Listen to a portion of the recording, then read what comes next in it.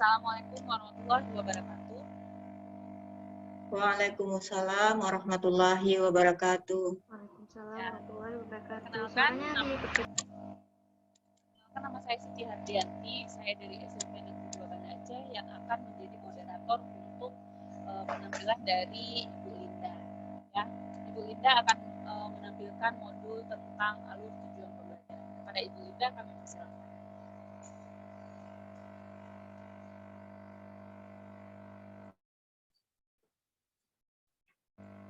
Silakan Ibu Linda.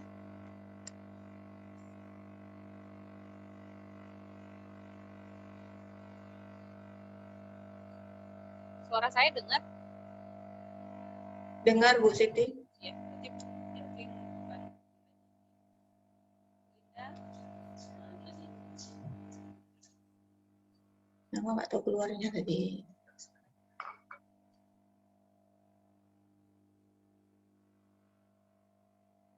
Silakan Ibu Linda untuk membuka presentasinya.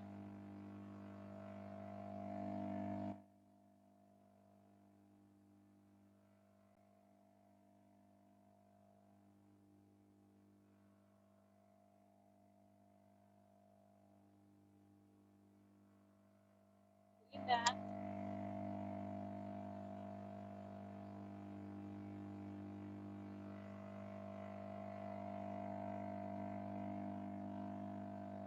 Ibu Linda.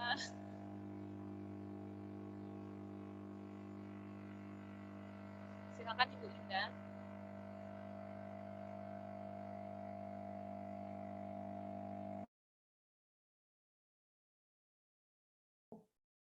Ibu maaf ada kendala nih Bu, belum bisa buka presentasinya. Bentar Bu. Tapi di sini udah terbuka. Udah masuk presentasinya PowerPoint-nya, alur tujuan pembelajaran. Tapi di sini udah keluar presentasinya. Ya, baik. Assalamualaikum warahmatullahi wabarakatuh. Saya Linda Asmita dari warahmatullahi wabarakatuh. Saya perkenalkan diri saya dulu, Linda Asmita dari SMP Negeri 1 Percut Setuan, Deli Serdang, ingin mempresentasikan tentang alur tujuan pembelajaran. Baik Ibu-ibu,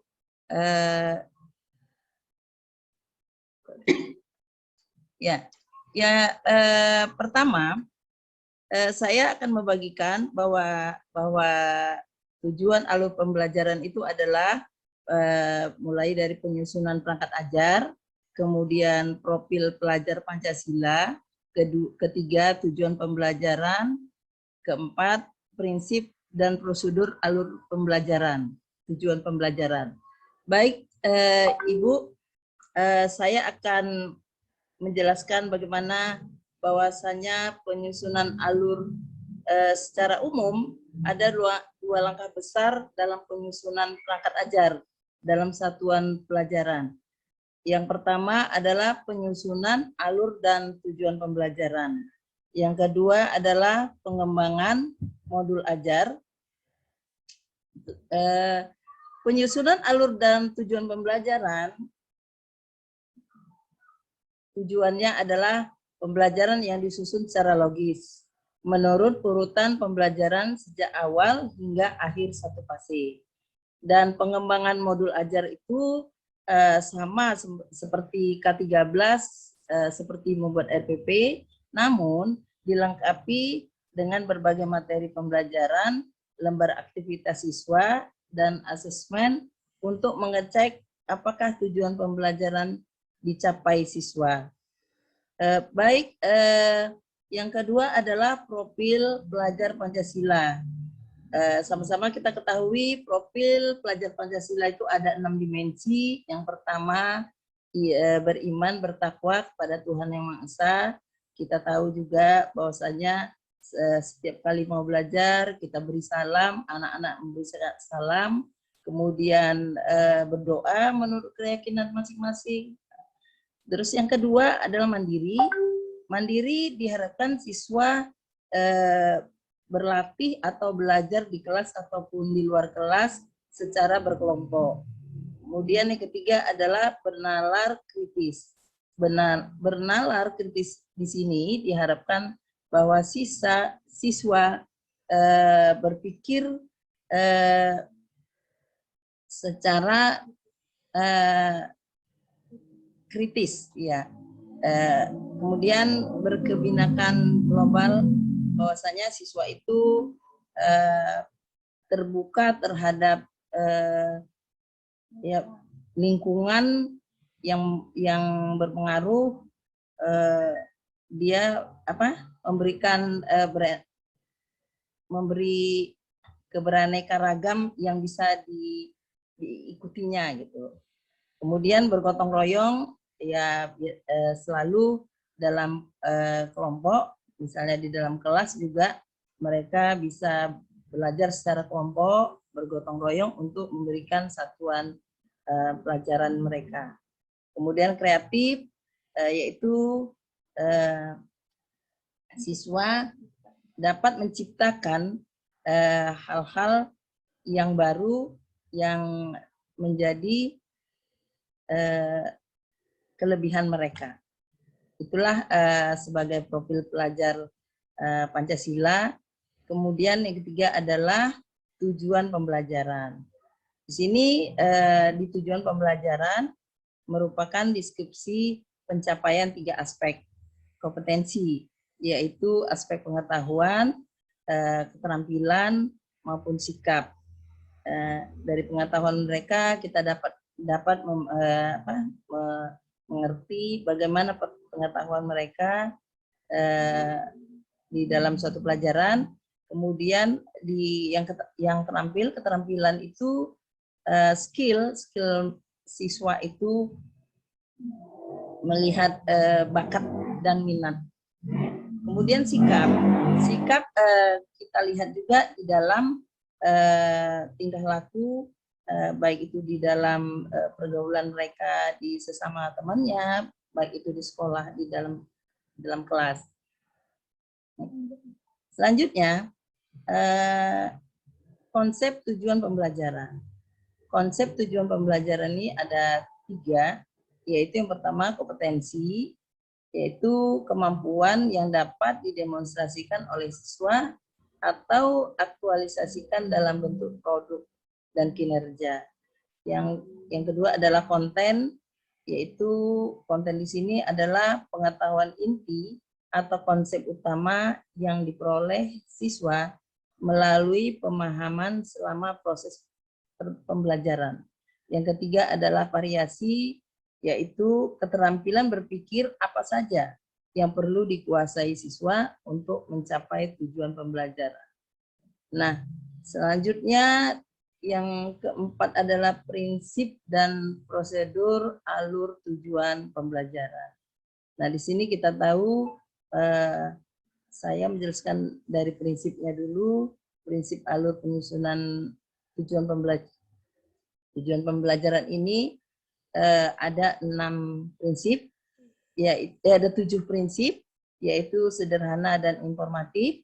Yang kedua, tentunya sederhana dan informatif ini sudah dipahami bagaimana ini ya. Kemudian esensial dan kontekstual adalah bagaimana mencakup materi yang mendasar tetapi sesuai dengan kontekstual yang dibahas. Keempat, pengoptimalan 3 aspek kompetensi. Nah, yang 3 aspek ini kita melihat mencakup pengetahuan, keterampilan, dan sikap. Yang tadi sudah ada juga yang terdahulu sudah membicarakan itu.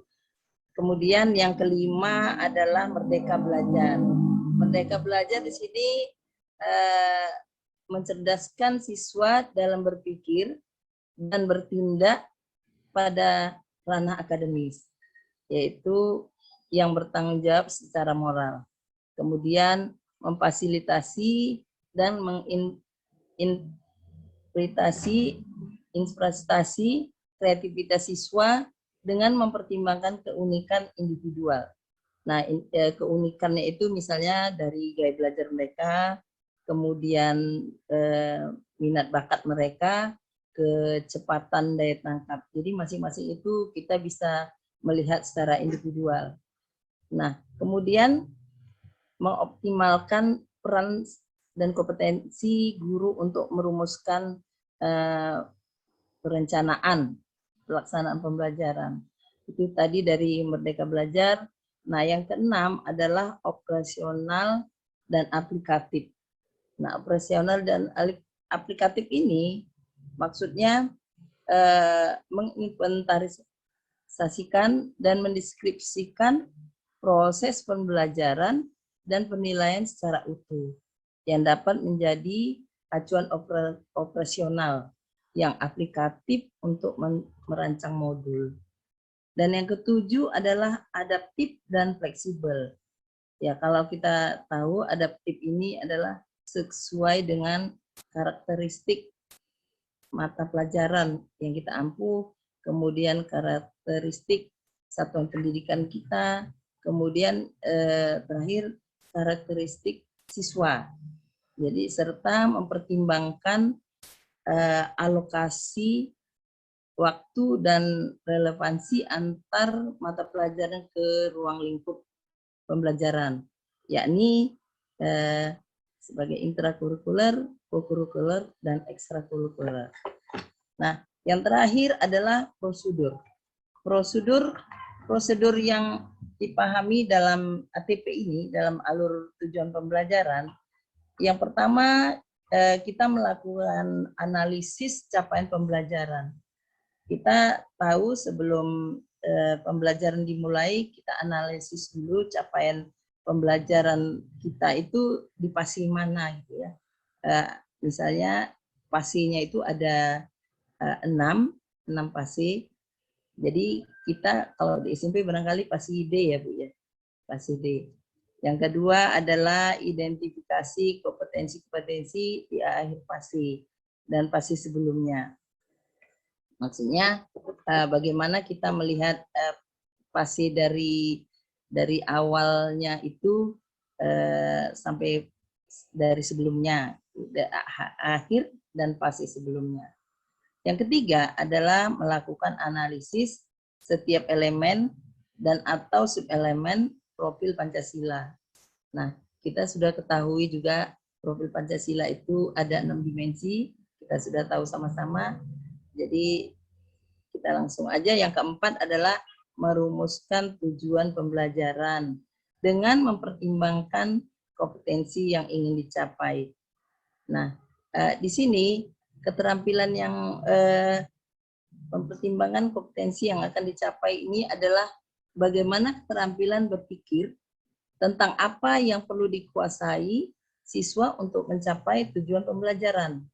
Nah, kita tahu juga kita harus mengetahui, kita sebagai guru harus kita pertimbangkan. Yang kelima adalah menyusun tujuan pembelajaran secara linear, yaitu bagaimana tujuan pembelajaran itu secara linear.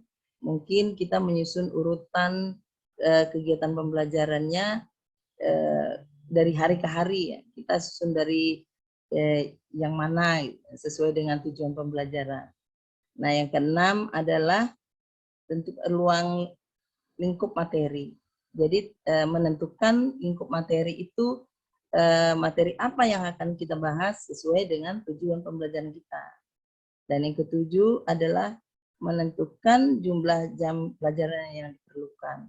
Ini biasanya kita harus ada alokasi waktu atau kita satu pertemuan ada berapa jam, seperti itu.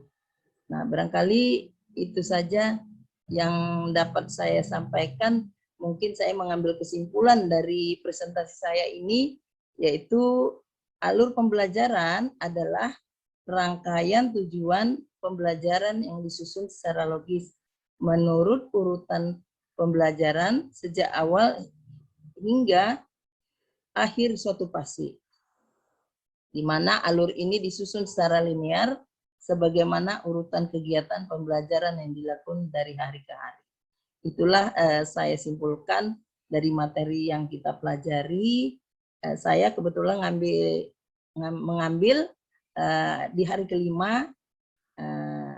kelima dari pembelajaran kita. Jadi itu saja, barangkali ibu-ibu ada yang menanggapi atau bertanya kira-kira sesuai dengan materi saya. Terima kasih. Ibu, Ya, silakan. Kalau ada yang ingin menanggapi atau saya ingin bertanya, Ibu kan seorang pendidik nih, bagaimana cara Ibu menghadapi jika salah satu peserta didik itu memiliki pengetahuan yang baik, tapi sikapnya tidak mendukung, Bu, atau kurang baik sikapnya? Terima kasih. Ya, terima kasih Bu Ijra. Ini langsung aja. Terima kasih Bu Moderator. Saya langsung aja menjawab Bu ya. Ibu Ijra, terima kasih pertanyaannya. Mungkin kita punya pengalaman sama, ya di mana-mana juga seperti itu. Mereka punya pengetahuan yang baik, tapi sikap yang kurang baik. Ya, saya pikir kita harus tahu latar belakang mereka, mencari tahu pendekatan. Apakah seorang anak ini punya latar belakang atau masalah? Seperti yang kita tahu bahwa satu kelas ini anak-anak kan punya perbedaan ya, karakteristik, baik itu latar belakang, ada yang gimana, ada yang kurang percaya diri. Jadi kita harus tahu latar belakang atau pendekatannya seperti itu.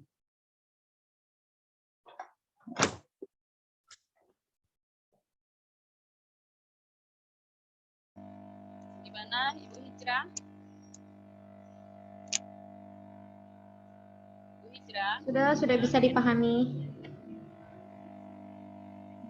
Ada lagi ibu-ibu kira-kira?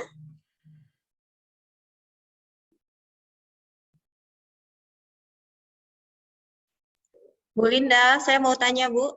Iya Bu Dewi. Silakan Ya. Bu Dewi. Terima kasih Bu Linda atas kesempatan. Di sini saya mau menanyakan, bagaimana prinsip ATP yang sederhana dan informatif? Terima kasih Bu Dewi pertanyaannya. Ya, Barangkali ya kita tahu ya juga bahwasanya walaupun kita kesederhanaan mungkin bisa-bisa aja siswa itu tidak mengerti begitu ya Bu ya. Nah, ya, Bu. kalau di dalam ATP ini punya prinsip yang sederhana, informatif, itu maksudnya penyusunannya itu harus dibuat dengan bahasa yang mudah dimengerti. Atau kita sebut sajalah bahasa sehari-hari mungkin yang mereka harus mengerti, namun harus mencakup informasi yang terkait dengan pembahasan atau materi tersebut. Itu saya pikir. Terima kasih. Ya, terima kasih Bu.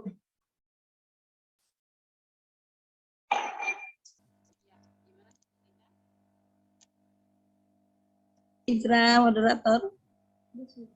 Bu Siti. Ya, baik.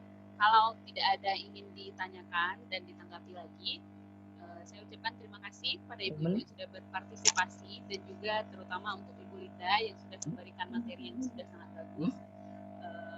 Saya cukupkan sampai di sini. Saya sebagai moderator mohon maaf, tidak ada salah-salah kata. Saya akhiri, wabillahi taufiq wal hidayah. Assalamualaikum warahmatullahi wabarakatuh. Waalaikumsalam. Waalaikumsalam warahmatullahi wabarakatuh.